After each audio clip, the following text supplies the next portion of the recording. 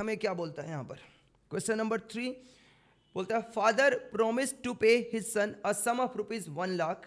1 लाख का रुपया देने के लिए पिताजी ने बोला अपने बच्चे को, अपने सन को, if the son passed CA examination in the first attempt. अगर पहले अटेम्प्ट में तुम चार्टर्ड अकाउंटेंसी का एग्जाम पास कर जाओगे 1 लाख रुपया ले लेना मेरे से पार्टी करने के लिए दोस्तों के साथ।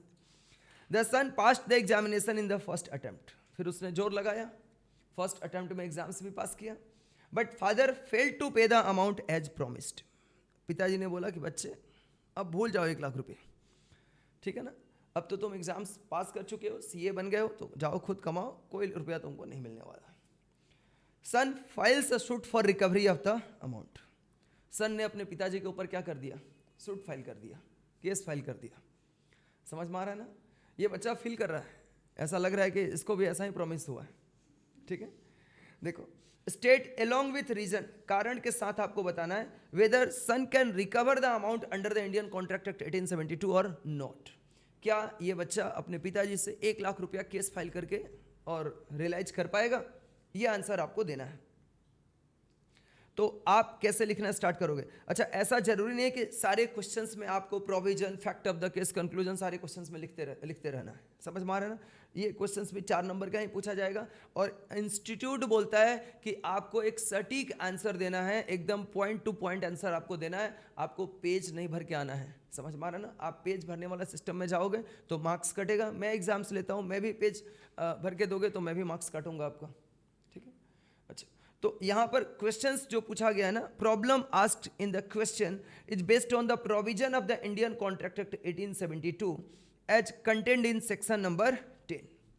सेक्शन नंबर 10 के अकॉर्डिंग है। यहाँ पर क्या बोला है, अब आप क्या लिखोगे, आप यहाँ से भी स्टार्ट कर सकते हो, as per provision of section 10 of the Indian contract Act 1872। Section 10 of the Indian contract Act 1872 में आप लोगों ने क्या पढ़ाई किया था, इसेंशियल एलिमेंट ऑफ कॉन्ट्रैक्ट। याद आ रहा है क्या आप लोगों को? इसेंशियल एलिमेंट ऑफ कॉन्ट्रैक्ट आपने पढ़ाई किया था, बहुत सारा पॉइंट था, ठीक है। बीच बीच में मैं पूछूंगा तुम लोगों से दूसरे वाले क्लास में, अभी नहीं, ठीक है ना, दूसरे वाले क्लास में बात करते हैं।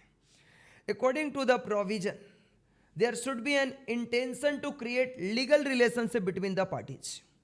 ये भी एक आपका इसेंशियल एलिमेंट ऑफ कॉन्ट्रैक्ट में एक पॉइंट आपको बताया गया था, there should be an intention to create the legal relationship between the parties. Indian contract act के एक इसेंशियल एलिमेंट में ये भी एलिमेंट था कि पार्टीज जो कॉन्ट्रैक्ट में इंटर कर रहे हैं उनके बीच लीगल रिलेशनशिप क्रिएट करने का इंटेंशन होना चाहिए, क्लियर है।